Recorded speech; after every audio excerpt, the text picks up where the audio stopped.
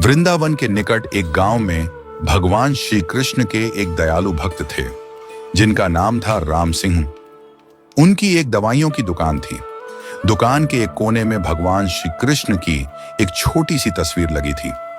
राम सिंह रोज सुबह दुकान खोलने के बाद साफ सफाई करके हाथ धोकर भगवान की तस्वीर को प्रेम और श्रद्धा से साफ करते और धूप दीप दिखाते थे। राम सिंह का एक पुत्र था, राकेश। राकेश अपनी पढ़ाई पूरी करने के बाद पिता के साथ दुकान पर बैठने लगा। वह एक पढ़ा लिखा आधुनिक सोच वाला युवक था। अपने पिता की रोज की पूजा पाठ की प्रक्रिया को देखकर वह अक्सर कहता, पिताजी, भगवान वगैरह कुछ नहीं होते, ये सब मन का वहम है। शास्त्र कहते हैं कि सूर्य अपने रथ पर ब्रह्मांड का चक्कर लगाता है, जबकि विज्ञान ने सिद्ध कर दिया है कि पृथ्वी सूर्य का चक्कर लगाती है। राकेश रोज इसी तरह विज्ञान के नए नए तर्क देकर भगवान के अस्तित्व को नकारता। राम सिंह अपने पुत्र की बातों को स्नेह भरी दृष्टि से सुनते और मुस्कुराकर रह जाते। वह अपने पुत्र के साथ इस विषय पर तर्क वितर्क नहीं करना चाहते थे। समय बीतता गया और राम सिंह बूढ़े हो गए। उन्हें एहसास हो गया था कि अब उनका अंत समय निकट है। उन्होंने एक दिन राकेश से कहा, बेटा, तुम भगवान को मानो या मत मानो, मेरे लिए यह ही बहुत है कि तुम एक मेहनती, दयालु और सच्चे इंसान हो। लेकिन क्या तुम मेरा एक कहना मानोगे? राकेश ने कहा, कहिए पिताजी, मैं जरूर मानूंगा।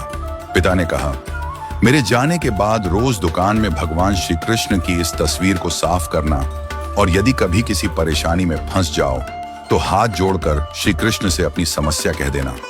बस इतना सा कहना मान लेना। राकेश ने सिर हिलाकर हामी भर दी। कुछ ही दिनों बाद राम सिंह का देहांत हो गया। समय गुजरता गया। राकेश अब दुकान पूरी तरह से अकेले संभालने लगा। एक दिन बहुत तेज बारिश हो रही थी। ग्राहक भी कम आ रहे थे और ऊपर से बिजली भी बार बार जा रही थी। राकेश ऊब कर दुकान पर बैठा हुआ था। तभी अचानक एक लड़का भीगते हुए दुकान में आया और घबराते हुए बोला, भैया, मेरी माँ बहुत बीमार है। डॉक्टर ने कहा है कि अगर 4 चम्मच यह दवाई तुरंत पिला दी जाए तो ही उनकी जान बच सकती है। क्या आपके पास यह दवाई है? लड़के के चेहरे पर राहत की चमक आ गई। लेन देन के बाद वह जल्दी से दवाई लेकर चला गया। थोड़ी देर बाद जब राकेश ने काउंटर पर निगाह डाली तो उसके पैरों तले जमीन खिसक गई। उसकी नजर वहां रखी एक शीशी पर पड़ी। ये वही चूहे मारने की दवा थी जो एक ग्राहक वापस करके गया था। बिजली न होने के कारण राकेश ने वह शीशी काउंटर पर ही रख दी थी और अंधेरे में गलती से उसी शीशी को दवाई समझकर उस लड़के को दे दी। राकेश का दिल जोर जोर से धड़कने लगा।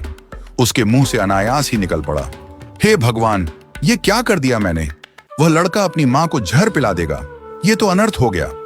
तभी उसे अपने पिता की कही हुई बात याद आई। उसने तुरंत भगवान श्री कृष्ण की तस्वीर के सामने हाथ जोड़ लिए और कांपते हुए बोला, हे प्रभु, पिताजी हमेशा कहते थे कि आप हैं।